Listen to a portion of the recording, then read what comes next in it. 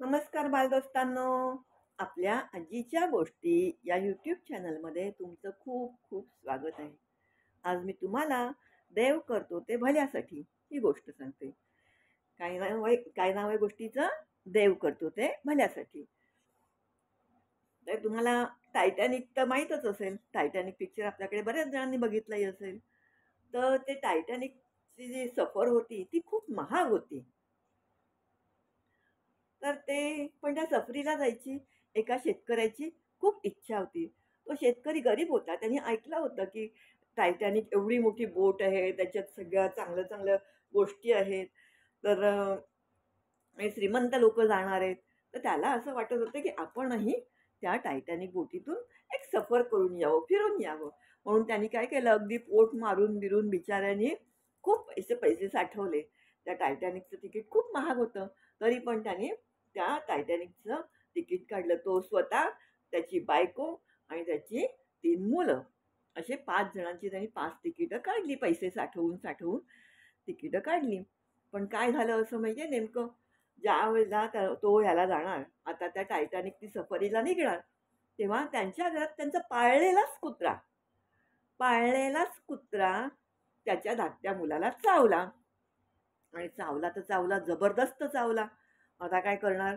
मग त्याचं तेव्हा ते डॉक्टर पाणी वगैरे सगळं सुरू झालं. 8 दिवस झाले तरी 5-6 दिवस झाले तरी काही बरं व्हायचं नाव घेईना. मग आता काय करणार? मग त्याची बायको म्हणायला लागली, "नाही, आता या मुलाला मी अशी घेऊन कशी येऊ तिथे? मी आपली इथेच राहते. राहू दे. मी आणि हा छोटा मुलगा आम्ही दोघं जण इथे राहतो. तर तुम्ही आणि बाकीचे जा. 2 मुलं जा तुम्ही. मी काही येत नाही." तर त्या शेतकऱ्याला खूप वाईट वाटतं आणि राग पण येतो त्या कुत्र्याचा, की काय हे इतके दिवस मी पैसे अगदी पोट मारून हे केलं आणि आयत्या वेळेला माझी बायको माझ्याबरोबर येणार नाही, धाकटा मुलगा माझ्याबरोबर येणार नाही.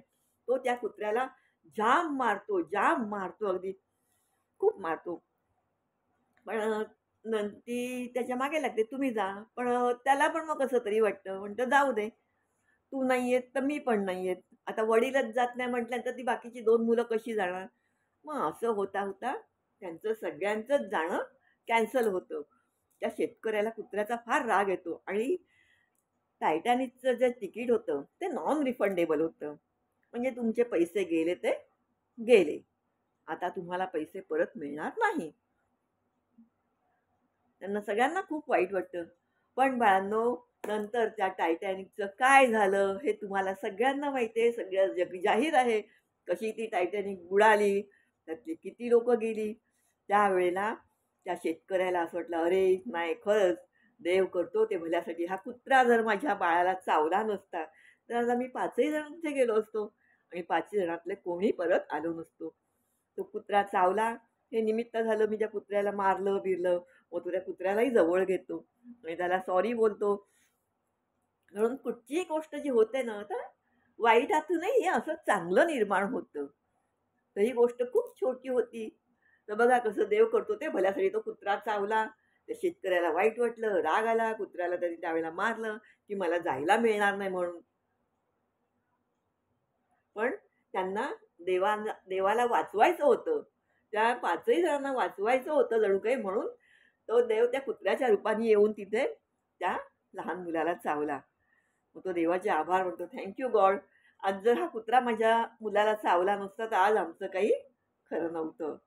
म्हणून नेहमी बोलतात, काही जरी झालं की बोलतात ना, "देव करतो ते भल्यासाठी." बाळांनो, ही माझी आजची छोटीशी गोष्ट आवडली असेल तर लाईक करा, शेअर करा आणि सबस्क्राईब करा. पुढच्या गोष्टीपर्यंत टाटा, बाय बाय, जय श्रीराम.